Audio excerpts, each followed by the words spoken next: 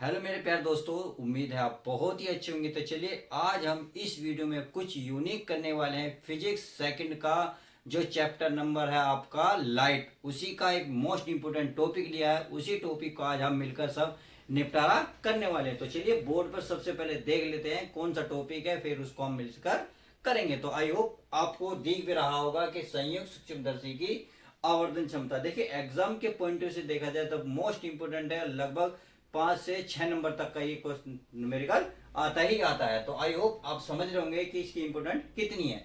तो सबसे पहले देखिए क्या है, आपको पहले डायग्राम समझना बहुत जरूरी है, क्योंकि जब तक डायग्राम ही समझ में नहीं आएगा तो इसकी ना तो आपको थ्योरी समझ में आएगी, ना इसकी डायरेक्शन क्लियर होगी। तो सबसे पहले तो आप ये समझेंगे संयुक्त का मतलब क्या होता है, सूक्ष्मदर्शी का क्या मतलब होता है। देखिए संयुक्त का मतलब होता है दो लेंसों को जब एक साथ किसी यंत्र द्वारा जोड़ा जाता है तो उसे कहते हैं संयुक्त। क्या कहते हैं? संयुक्त। और सूक्ष्मदर्शी का मतलब होता है किसी छोटी छोटी वस्तु को उन लेंसों से देखा जाता है। तो आई होप समझ रहे होंगे। देखिए मैंने आपको यहाँ डेफिनेशन भी लिख दिया है कि संयुक्त सूक्ष्मदर्शी क्या होता है। ये लिखा कम फोकस दूरी वाले दो उत्तल लेंस। ये इंपॉर्टेंट एक लाइन है कि उत्तल लेंस है से बने प्रकाशिक यंत्र, तो यानी कि दो लेंस से इससे बने प्रकाशिक यंत्र को संयुक्त सूक्ष्मदर्शी कहते हैं। तो इतनी बात आप समझ गए संयुक्त सूक्ष्मदर्शी किसे कहते हैं। फिर उसके बाद आता है एक टॉपिक आता है इसका आवर्धन क्षमता, यानी कि इन दोनों से ये पूरी डायवर्सन तैयार है। तो सबसे पहले हमने संयुक्त सूक्ष्मदर्शी समझा, अब समझेंगे आवर्धन क्षमता। तो देखिए आवर्धन क्षमता क्या होती है, इसको बड़े ध्यान से पढ़े। ये कह रहा है अंतिम प्रतिबिंब द्वारा नेत्र पर अंतरित कोण और स्पष्ट दृष्टि की न्यूनतम दूरी पर स्थिर वस्तु द्वारा नेत्र पर अंतरित कोण के अनुपात को संयुक्त सूक्ष्मदर्शी की आवर्धन क्षमता, जिसे क्या एम से दिखाते हैं। देखिए इस बात को बड़े गहराई में कही है इसने दो लाइन में ही। क्या करो, ध्यान से दोबारा पढ़ेंगे। ये कह रहा अंतिम प्रतिबिंब द्वारा, अंतिम प्रतिबिंब इस चित्र में बताऊंगा अंतिम प्रतिबिंब कहाँ है। नेत्र पर अंतरित कोण, यानी कि नेत्र पर जो अंतरित कोण है, यानी कि अंदर की साइड में बना कोण, और स्पष्ट दृष्टि की न्यूनतम दूरी पर स्थित वस्तु द्वारा नेत्र पर अंतरित कोण। अंतरित का मतलब होता है कि नेत्र के अंदर बनने वाला कोण के अनुपात को ही संयुक्त सूक्ष्मदर्शी की आवर्धन क्षमता कहते हैं। तो आई होप हिंदी तो आप समझ गए होंगे। अब चलिए चित्र को समझ लेते हैं। चित्र समझना बहुत ही जरूरी है। यदि आपने चित्र एक बार क्लियर कर लिया तो उम्मीद है ये आपकी जो डाइवर्सन और थ्योरी है बहुत ही आसानी से क्लियर होती चली जाएगी। तो चलिए पहले चित्र को समझ लेते हैं। चित्र हमारा क्या कहता है। देखिए ये हमारी एक मुख्य अक्ष है। मुख्य अक्ष पर हमने एक लेंस लिया, जो उस लेंस को बोला जाता है अभिदर्शक लेंस। उस लेंस से हमने कुछ दूरी पर एक वस्तु ली, ए और बी। इस वस्तु का सिरा ऊपर वाला ए कहलाएगा तथा इसी वस्तु का निचला जो आधार है उसे कहेंगे बी। यानी कि ए बी हमने कोई वस्तु ली अभिदर्शक लेंस से कुछ दूरी पर। अब इस अभिदर्शक लेंस को किससे दिखाते हैं हम? ओ से। अब इस वस्तु के सिरे, सिरे यानी कि ऊपर से बिंदु ए से दो प्रकाश किरण निकली। नंबर एक, पहली प्रकाश किरण जो लेंस के यानी कि मुख्य अक्ष के समांतर जाती है, लेंस से टकराती है। ये टकराने के बाद क्या होगा, ये किसी फोकस से होते हुए आगे बढ़ जाएगी। अब दूसरी प्रकाश किरण इसी वस्तु के इसी सिरे से, वस्तु के इसी सिरे से ये क्या लेंस के वक्रता केंद्र से होती हुई उसी माध्यम में सीधी चली जाती है। तो अब समझ में आ गई। दो प्रकाश किरण, एक तो मुख्य अक्ष के समांतर गई, लेंस से टकराई, टकराने के बाद फोकस से होते हुए आगे चली गई, तथा दूसरी प्रकाश किरण वक्रता केंद्र से होते हुए आगे बढ़ गई और ये किसी पॉइंट पे टकरा गई। अब देखिए आपको सभी को पता है, पंडित को बुला के इसके नामकरण तो करना बहुत जरूरी है। तो पहले नामकरण कर लेते हैं। देखिए आप सभी को पता है भाई, लेंस और वस्तु के बीच की दूरी को किससे दिखाते हैं हम?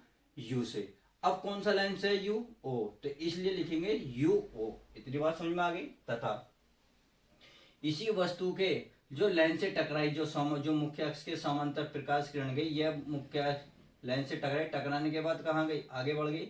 तो ये किससे जाती है? फोकस से होकर जाती है। फोकस किसका है? अभिदर्शक लेंस का। उसको किससे दिखाते हैं? ओ से। इसलिए लिखेंगे एफ ओ। इतनी बात, दोनों बात समझ में आ गई। भाई हमने U0 क्यों लिया? और F0 क्यों लिया? हमने U0 इसलिए लिया क्योंकि लेंस और वस्तु के बीच की दूरी को हम U से दिखाते हैं तथा कौन सा लेंस है अभिदर्शक लेंस उसको दिखाते हैं O से, इसलिए हमने लिखा UO। इतनी बात समझ में आ गई, आगे चलते हैं। तथा जो मुख्य अक्ष के समांतर प्रकाश किरण थी लेंस से टकराई, टकराने के बाद ये फोकस से होती हुई किसका फोकस है? अभिदर्शक लेंस का, उसे किससे दिखाते हैं हम? O से, तो इसलिए दिखाएंगे FO। तो बात समझ में आ गई। तो इस वस्तु का जो AB का जो प्रतिबिंब बना है ये हमें कहीं जहां दोनों वस्तु टकराई तो हमने देखा मुख्य अक्ष से एक लंब डाला तो वहां एक हमें वस्तु का प्रतिबिंब प्राप्त हुआ। वहां वस्तु का प्रतिबिंब प्राप्त हुआ कैसे? यहाँ वस्तु छोटी थी, वहां हमें बड़ी मिली, बड़ी मिली। इसका मतलब देखिए एक चीज वो है, ये आपको यहाँ सीधी वस्तु वहां जाके उल्टी हुई। आप इस प्रकार से कहते हैं अगर ये वस्तु ऐसे है, अगर उल्टी करेंगे तो इसका मतलब ये ऐसे, यानी कि ऊपर का सिरा क्या हो गया? डाउन हो गया। तो वही करा है, तो ऊपर सिरा A है तो नीचे बना हमने A, B है, B तो सीध में रहेगा तो ये हमारा A, तो इसलिए लेंगे हमसे A डैश, ये B है तो ये लेंगे हम B डैश। अब आपको एक चीज और पता है भाई, ध्रुव यानी कि लेंस और वस्तु का जो प्रतिबिंब बनता है उनके बीच की दूरी को हम किससे दिखाते हैं? किससे दिखाते हैं? V से। V और V देखिए ये रहा V। अब कौन सा लेंस है? लेंस है O, इसलिए लिखेंगे हम O। तो VO समझ में आया, FO समझ में आया, UO समझ में आया। आई होप, उम्मीद है आपको छोटे छोटे पॉइंट क्लियर हो गए होंगे। तो चलिए अब आगे चलते हैं। अब ये जो वस्तु का जो प्रतिबिंब बना है A डैश B डैश, भाई अभिदर्शक लेंस के द्वारा ये वस्तु का प्रतिबिंब बना, ये नेत्रिका लेंस के लिए वस्तु का कार्य करेगा। एक बात और समझिए भाई, AB का जो वस्तु का प्रतिबिंब अभिदर्शक लेंस द्वारा बना है, यानी कि अभिदर्शक लेंस द्वारा जो वस्तु का प्रतिबिंब बना A डैश B डैश, ये नेत्रिका लेंस के लिए वस्तु का कार्य करेगा। अब आपको पता है जब ये वस्तु का कार्य करेगा तो इससे भी प्रकाश की किरण दो निकलेंगी। जिस प्रकार से आपकी AB निकली उसी प्रकार के इसके सिरे से क्या निकलेंगी? दो प्रकाश किरण। पहली प्रकाश किरण आपने देखी, ये मुख्य अक्ष के समांतर गई, बिल्कुल आप भी सेम यही करेंगे। देखिए ये मुख्य अक्ष है, मुख्य अक्ष के समांतर एक प्रकाश किरण ये चलेगी। बिल्कुल समझ में आया, पॉइंट क्लियर हो गया होगा। अब आपने देखोगा इस वस्तु में एक प्रकाश किरण ध्रुव से होती वक्रता केंद्र से होती सीधी चलेगी। इसी प्रकार ये भी जो प्रकाश की दूसरी किरण जो आभासी वस्तु का कार्य कर रही है अब नेत्रिका लेंस के लिए, तो ये भी क्या वक्रता केंद्र से सीधी चली जाएगी। क्लियर हुआ। अब आपने ये भी बात नोटिट की होगी कि ये लेंस से टकरा कर किससे गई? फोकस से होकर आगे बढ़ी। तो सेम यही बात जो मुख्य अक्ष के समांतर, यही भी तो मुख्य के समांतर है। अब लेंस से टकराई तो ये जिस प्रकार से लेंस से टकराने के बाद फोकस से गुजरी तो ये भी तो इसी फोकस से गुजरेगी, तो ये भी फोकस से गुजरी। अब देखिए नेत्रिका लेंस को आप किससे दिखाते हैं? ई से दिखाते हैं। और जो ये फोकस है किसका है? नेत्रिका लेंस का, तो नेत्रिका लेंस को दिखाते हैं ई से, तो FE। इतनी बात समझ में आ गई। अब एक बात और बताएं भाई, इसी वस्तु का जो प्रतिबिंब बना उल्टा बना। अब बताओ इस लेंस द्वारा वस्तु का प्रतिबिंब कहाँ बना? भाई इसी वस्तु का प्रतिबिंब से कुछ पीछे बना। कैसे देखेंगे भाई, हमने एक वस्तु की प्रकाश किरण वक्रता केंद्र से होती हुई निकाल दी, दूसरी मुख्य अक्ष के समांतर से निकाल दी। अब देखिए जब हमने इस प्रकाश किरण को पीछे बढ़ाया, देखिए आप इसे भी बढ़ा सकते हैं, जरूरी नहीं है टेस्ट करते, मैंने आपको बना नहीं है ताकि आप समझ जाएं। क्योंकि देखिए एक बात और, ये जो प्रकाश किरण हमने पीछे की साइड में बढ़ाई ये यहाँ भी रह सकती है, यहाँ भी, आपको डरने की कोई जरूरत नहीं है कि सर आप ये कहें सर ये वस्तु का प्रतिबिंब यहाँ भी बन सकता है। आप इधर भी बना सकते हैं, इधर भी बना सकते हैं, कोई डाउट नहीं है। सवाल बिल्कुल स्पष्ट है, क्लियर है, समझ में आ गई। अब देखिए एक बात और, ये जो वस्तु का प्रतिबिंब था आपने देखा ये वस्तु का प्रतिबिंब सीधा था, तो यहाँ इस लेंस द्वारा इस वस्तु का जो प्रतिबिंब ना हमें यहाँ मिला और वो भी इस वस्तु से बड़ा। अब बड़ा कहाँ है? देखिए एक सिरा है A डैश डबल डैश और एक सिरा ये, तो यहाँ स्पेस ना होगा, मैंने ऊपर लिख दिया B डबल डैश। तो बात समझ में आ गई।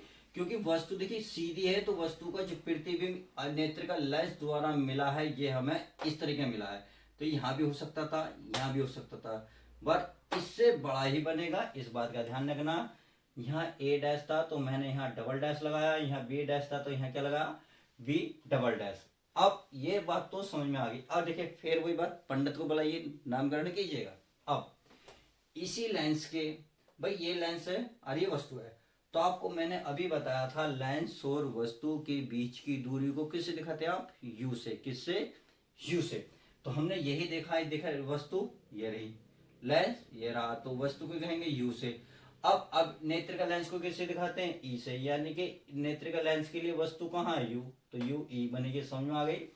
अब ऐसी फोकस समझ में आ गया होगा। अब आगे देखेंगे, इन नेत्रिका लेंस द्वारा वस्तु का प्रतिबिंब कहाँ बना, A double dash B double dash. तो वस्तु का प्रतिबिंब और नेत्र के बीच यानी कि दर्पण या आपके लेंस के मध्य जो दूरी होती है वो किससे दिखाते हैं, हम दिखाते हैं वी से। किससे दोस्तों, वी से। ये करा, ये रहा वी, और किसके लिए है, ई के लिए, तो इसलिए लगेगी वी। अब हमने अब वी ई भी लिख सकते हो, डी भी लिख सकते हो। इस बात को जरा ध्यान समझिए। देखिए वी भी दिखा सकते, डी क्यों दिखा रहे थे, तो मैंने इस परिभाषा में एक चीज बहुत प्यारी चीज लिखी है कि अंतिम प्रतिबिंब द्वारा, भाई इस लेंस का इस वस्तु के द्वारा जो अंतिम प्रतिबिंब बना है, लास्ट वाला यही है, तो मेरा अंतिम प्रतिबिंब द्वारा नेत्र पर अंतरिम कोण है। तो ध्यान रखना, नेत्र पर अंतिम कोण, या आप ये कह सकते हैं स्पष्ट दृष्टि की न्यूनतम दूरी हमेशा डी से दिखाई देती है। भाई कह रहा स्पष्ट दृष्टि की न्यूनतम दूरी, यानी कि इस नेत्र से हम देखना चाह रहे हैं इस वस्तु को, तो अगर स्पष्ट देखना है तो जितनी भी दूर होगी उसे हम डी से दिखाते हैं। और हम वी से भी क्यों दिखाते हैं, क्योंकि नेत्र लेंस और वस्तु के प्रतिबिंब के बीच की दूरी को हम वी से दिखाते हैं। ये नेत्र का लेंस को किससे दिखे, ई, तो इसलिए बनेगा वी। तो आप वी लिखें या डी लिखें, बात दोनों ही सही है। तो आई होप आप इतनी बात समझ रहे होंगे। अब देखिए ये है हमारा एक बीटा, एक है अल्फा। अब इस बात को और समझिए, क्योंकि डायग्राम लगभग हमने सब कुछ क्लियर कर लिया है। अब हमारा बचा बीटा और अल्फा। अब इस बात को देखिए, देखिए ये बीटा, देखो यहां देखो अंतिम प्रतिबिंब द्वारा, यानी कि इस प्रतिबिंब द्वारा इस लेंस पर आंख पर बना कोण, यानी कि इस लेंस के द्वारा आंख पर बना कोण बीटा होगा। देखो ये जो कोण बनेगा, ये क्योंकि यहां से नपेगा, कहां से, ई से नपेगा, तो बीटा समझ में आया। बीटा अंतिम प्रतिबिंब द्वारा नेत्र पर अंतरिम कोण, यानी कि नेत्र के भीतर, ये इस लेंस के भीतर बना कोण बीटा है। तथा स्पष्ट दृष्टि की न्यूनतम दूरी को हम किससे दिखाते हैं, दोस्तों, अल्फा से, सॉरी उससे नेत्र का मतलब उसकी दूरी को दिखाते हैं हम डी से। देखिए ये रहा अल्फा, अब ये रहा वस्तु, अब ये रहा नेत्र। अब एक बात और मुझे और क्लियर करनी थी इसी सवाल में। देखिए लेंस हमने एक छोटा एक बड़ा क्यों लिया, इस बात को ध्यान, हमें किसी छोटी वस्तु को इस नेत्र से जो वस्तु का प्रतिबिंब बना, नेत्र के द्वारा भाई छोटी वस्तु को हम बड़ी देखेंगे। भाई नेत्र द्वारा छोटी वस्तु को हम बड़ा देखना चाहते हैं। जब बड़ा देखना चाहते हैं तो लेंस क्या लेंगे, हम बड़ा ही लेंगे, क्योंकि हम छोटी वस्तु को बड़ा देखना चाह रहे हैं अपनी आंख द्वारा। तो ये लेंस जो लेंगे हम क्या लेंगे, बड़ा लेंगे। देखिए पहला लेंस था, ये दूसरा लेंस था, इसलिए मैंने इसे बोला L1 लेंस, इसे बोला है L2 लेंस। तो आई होप आपकी जो डायग्राम था वो स्पष्ट रूप से क्लियर हो गया। तो चलिए अब हम सवाल की शुरुआत करते हैं। डायग्राम बनाता स्पष्ट रूप से क्लियर कर दे। तो अब देखते हैं यहां से हमारा ये क्या कहता है। अब देखते हैं आगे। देखिए आगे दे रखा m बराबर अंतिम प्रतिबिंब द्वारा नेत्र पर बना अंतरिम कोण, यानी कि अंतिम प्रतिबिंब क्या है, ये दे, इसके कारण कौन सा कोण बना, बीटा। तो यहाँ लिखेंगे हम बीटा बटे स्पष्ट दृष्टि की न्यूनतम दूरी पर स्थित वस्तु द्वारा नेत्र पर बना कोण। भाई स्पष्ट दृष्टि तो ये थी, इसमें बनना कौन सा कोण है, अल्फा। तो क्या है, अल्फा। अब देखिए हम जानते हैं चूंकि अल्फा, आपने देख लेंगे अल्फा तथा बीटा बहुत छोटे छोटे कोण है, यानी कि इनका मान अत्यंत छोटा है। तो आप लिखेंगे चूंकि अल्फा तथा बीटा के मान अत्यंत छोटे हैं या छोटा है या अत्यंत कम है, ऐसे भी लिख सकते हो। तो आई होप समझ रहे होंगे। अब आगे देखते हैं, जब ये छोटे हैं तो इनका मान, इसका मतलब हो तो बीटा बराबर लिखोगे tan अल्फा, बीटा बराबर tan बीटा, तथा और ये tan क्या है दोस्तों, अल्फा, तो अल्फा बराबर लिखोगे tan अल्फा।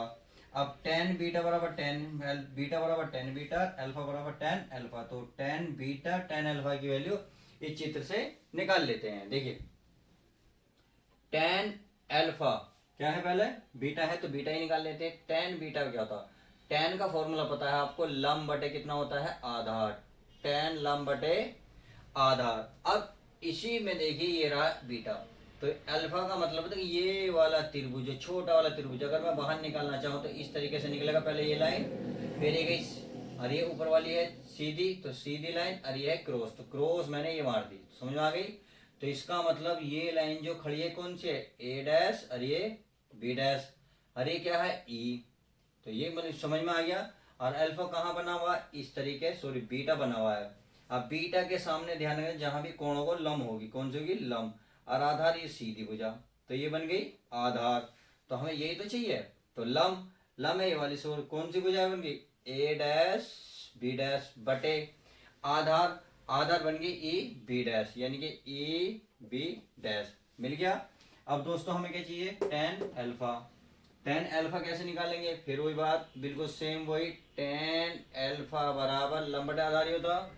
अब चित्र में ढूंढिए टेन अल्फा कहाँ है, ये रहा, तो इसका मतलब ये वाला जो छोटा चित्र है, अगर मैं इसे थोड़ा सा बड़ा करूँ या जूम करूँ तो आपको इस तरीके से निकल जाएगा। देखिए सीधी भुजा ये वाली, जो इसका नाम ए है, इसका नाम बी है, फिर ये लाइन गई सीधी कहाँ, बिंदु ओ तक, दो बिंदु गई सीधी बिंदु ओ तक। अब ये तिरछी लाइन है इस तरीके से जो ओ को टच करे, तो ये रही, तो ये बन गया हमारा त्रिभुज। अब अल्फा कहाँ बना हुआ है, ये बन गया, तो ये अल्फा है यहाँ। तो अभी बताया था मैंने, जहाँ कोण होता है उसके सामने वाली भुजा लंब होती है, तो कोण यहाँ है, इसके सामने वाली भुजा क्या होगी, लंब, तो ये बनेगी जी लंब, लंब। और ये जो नीचे वाली सीधी भुजा ये बन गई आपकी आधार, तो लंब बटे आधार मिल गया। तो देखिए लंब बटे लंब कौन सी है, ए बी, क्या है ए बी, और आधार क्या है ओ बी, क्या है ओ बी या ओ बी या ए बी, कुछ भी लिख सकते हो भाई, ए ओ बी बोलो या बी ए बोलो। अब ओ बी क्या है भाई, स्पष्ट दृष्टि की न्यूनतम दूरी है, स्पष्ट दृष्टि की न्यूनतम दूरी को हमेशा किससे दिखाएंगे हम, डी से, तो ओ बी के स्थान पर लिखेंगे हम डी। तो टेन बीटा और टेन अल्फा का मान आप समीकरण एक में रख सकते हैं, अगर इसे माने, इसे समीकरण एक मानू तो समीकरण एक में टेन अल्फा टेन बीटा का वैल्यू रखेंगे। तो पहले तो आप ये लिखेंगे, तो m बराबर बीटा, बीटा का मान क्या माना हमने, टेन बीटा बटे अल्फा, अल्फा का मान माने क्या रहा, टेन अल्फा। अब वैल्यू रख लेते हैं इसकी, तो टेन बीटा का मान क्या है, ए डैश बी डैश बटे ई बी डैश, तो लिख रहा हूं मैं ए डैश बी डैश बटे ई बी डैश पूरे का बटे एम सीध में आएगा बीच में, बटे टेन अल्फा की वैल्यू देखिए कहाँ है, ए बी बटे डी, क्या है ए बी बटे डी। अब डी कहाँ जाएगा, ऊपर, और ये कहाँ आएगा, नीचे, तो इसका मतलब ऊपर वाला तो ऐसे ही रहेगा भाई, ए डैश बी डैश, गुणा में कहाँ पहुंचेगा डी, ऊपर।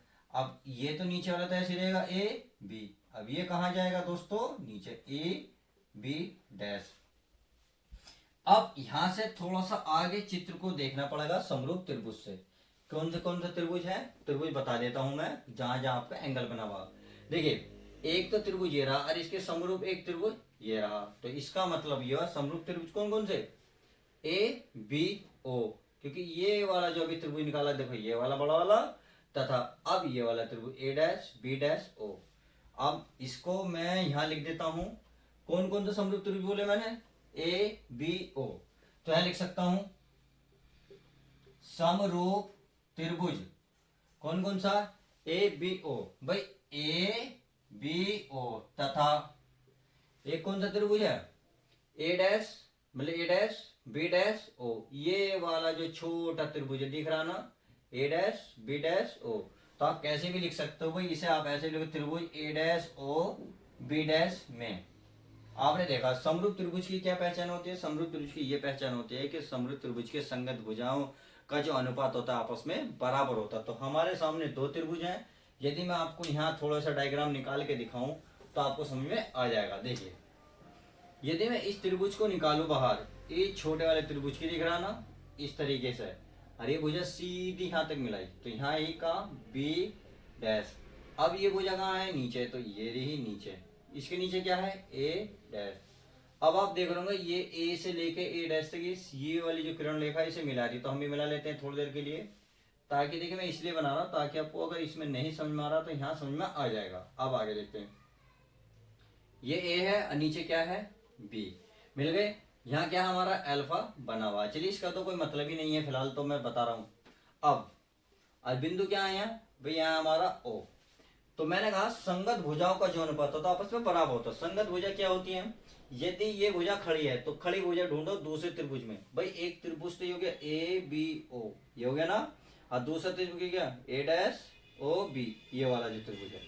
तो इसका मतलब ये वाली भुजा का जो अनुपात होगा इसके होगा बराबर होगा ओ बी बटे ओ बी डैश के। तो मैं लिख सकता हूं यहाँ पे कौन सी भुजा का अनुपात, भाई ए डैश बी डैश। क्या लिखूंगा भाई, ए डैश बी डैश बटे ये वाली अगर खड़ी भुजा, तो खड़ी भुजा कहाँ है, ये रही। तो इन दोनों का जो अनुपात होगा यानी कि ए बी बराबर होगा इस वाली भुजा के अनुपात के। तो कौन सी है, बी डैश ओ, या ओ बी कह सकते हो, ओ बी डैश।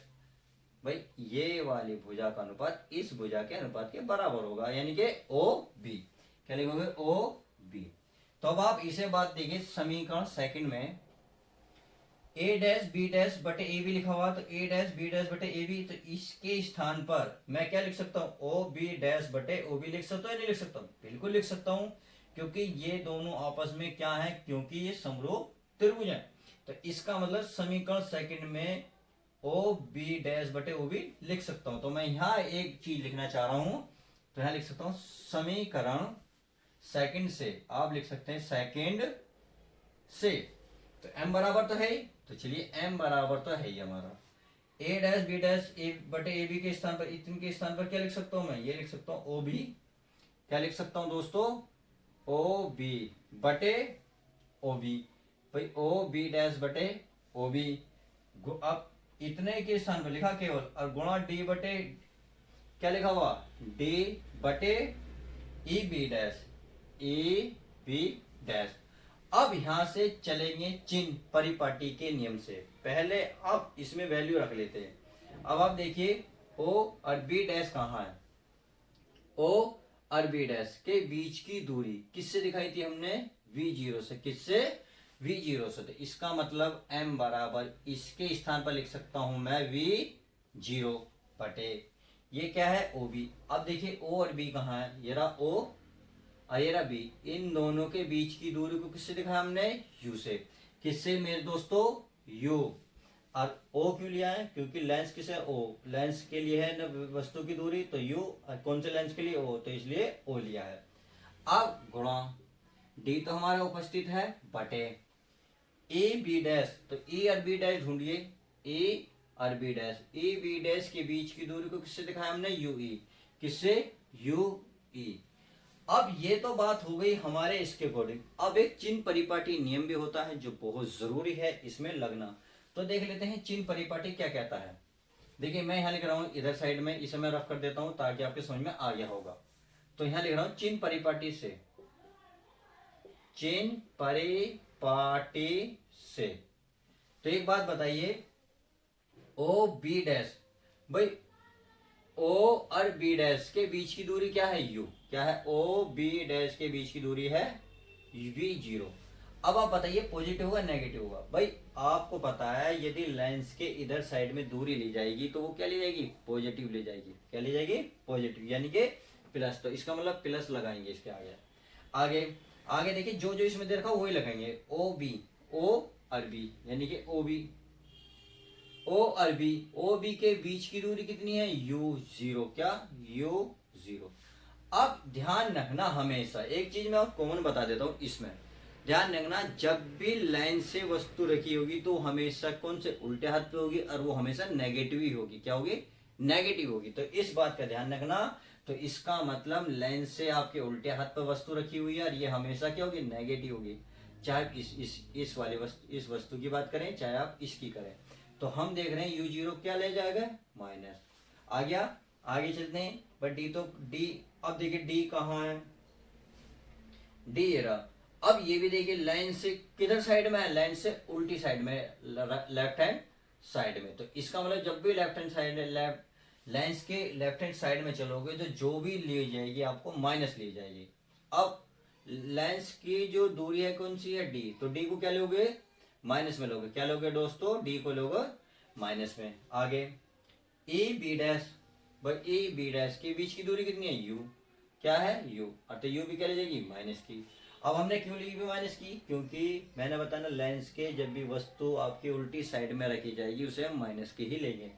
तो हमने यू ही माइनस का क्यों लिया, ये बात समझ में आई। यू जीरो क्यों लिया माइनस का, ये भी बात आपकी समझ में आ गई। अब वी जीरो क्यों लिया पॉजिटिव, ये भी बात समझ में आ गई। और डी क्यों है समझ में आ गई। तो इसमें चिन्ह रख लेते हैं, ओ बी डैश का भी पॉजिटिव यानी कि तो प्लस का रहेगा। अब क्या है यू जीरो कौन सा माइनस का, तो ये रहेगा माइनस का।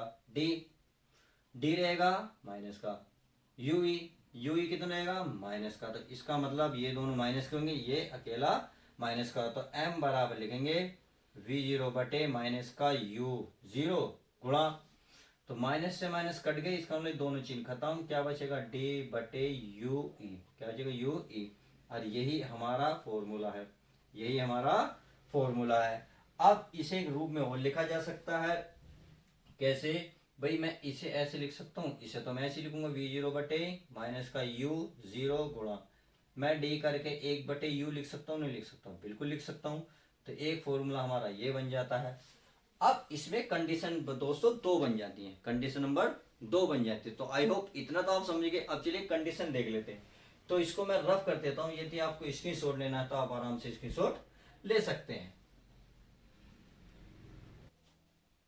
अब पहली कंडीशन है जब प्रतिबिंब इस पर दृष्टि की न्यूनतम दूरी पर बने। तो चलिए इसके लिए देखते हैं लेंस के सूत्र से, किसके, लेंस के सूत्र से। अब लेंस का सूत्र क्या होता है, वन अपॉन एफ बराबर एक बटे वी माइनस एक बटे यू होता है। तो इससे देखेंगे, अब लेंस देख रहे हैं हम ये वाला, क्योंकि नेत्र लेंस यही है, इससे हम वस्तु की इस पर दृष्टि से किसी वस्तु को देखना चाह रहे हैं। तो एक बटे एफ, इसके लिए एफ क्या था, यानी कि फोकस दूरी क्या थी एफ ई। तो यहाँ लिखेंगे एफ के स्थान पर एफ ई बराबर एक बटे यू, सॉरी वी क्या है, वी होती है लेंस से वस्तु के प्रतिबिंब के बीच की दूरी।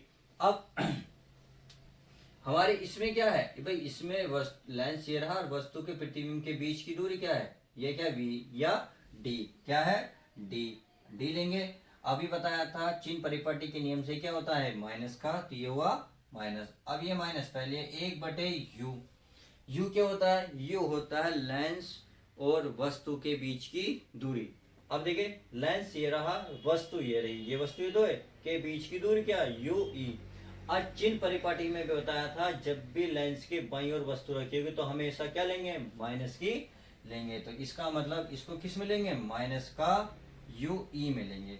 अब माइनस माइनस क्या हो जाएंगे भाई, ये हो जाएंगे दोनों प्लस। तो माइनस का एक बटे डी माइनस माइनस प्लस एक बटे यू ई।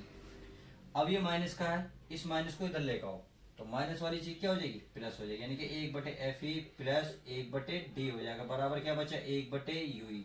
अब हमने देखे इसलिए इसे क्यों निकाला, क्योंकि हमें इस फॉर्मूले एक बटे यू की वैल्यू है, तो इसकी वैल्यू में इस वाले यानी कि देख रहे हो ना, इसका मान इसमें रख सकता हूँ। तो इसे समीकरण अगर आप कुछ कहना चाहते हो तो कह सकते हो, तीसरी चौथी जो भी है वो देख लेना, क्योंकि मैंने रफ कर दिया है, मुझे नहीं पता। तो मैं कह सकता हूँ समीकरण तीन से, तो इसका मतलब m बराबर दिया है ये माइनस का v जीरो बटे यू जीरो गुणा डी, और एक बटे यू का मान क्या है एक बटे एफ ई प्लस एक बटे डी, बस। अब इसका मतलब इसका तो काम खत्म, तो चलिए इसको मिटा देते हैं, इसका हमें कोई भी काम नहीं है। अब इस डी को क्या अंदर लेके जाइए, तो m बराबर ये होगा माइनस का एक बटे वी जीरो बटे यू जीरो और गुणा डी, डी को अंदर लेके जाता हूं मैं डी, तो बटे एफ ई है प्लस डी, और नीचे पहली डी है तो डी। तो ये बात समझ में आ गई, तो इससे ये कैंसिल, तो m बराबर माइनस वी जीरो बटे यू जीरो, और ये देखिए यहाँ बचा वन, यानी कि डी बटे एफ ई तो है, यानी यहाँ बचा वन, और यही इसका क्या होगा फॉर्मूला होगा कंडीशन नंबर एक के लिए। अब क्या होता है कंडीशन नंबर दो लग जाती है, कभी कभी कंडीशन नंबर दो लग जाती है, कैसे लगती है चलिए वो चेक कर लेते हैं। तो यहाँ कंडीशन नंबर दो या स्थिति कह सकते हैं, स्थिति सेकंड से, तो ये करा जब वस्तु का प्रतिबिंब, वस्तु का प्रतिबिंब अनंत पर बने, अनंत पर बने। इसका मतलब है यू ई का मान एफ ई हो। तो बस हमारे पास क्या था, m बराबर था माइनस वी जीरो बटे यू जीरो गुणा डी बटे क्या था यू ई, और यू ई का मान क्या है एफ ई, और यही इसका सेकंड स्थिति है। तो आई होप अब ये पूरी तरीके से कंप्लीट हो चुकी। यदि आपको डाउट रहा हो तो प्लीज वीडियो को दोबारा देख लीजिएगा, सब कुछ क्लियर हो जाएगा। तो चलिए, उम्मीद है वीडियो पसंद आएगी, तो प्लीज पसंद आई तो लाइक करना ना भूलें। मिलते हैं चलिए नेक्स्ट किसी और धमाकेदार टॉपिक के साथ। जब तक के लिए दोस्तों bye, goodbye, take care, love you guys.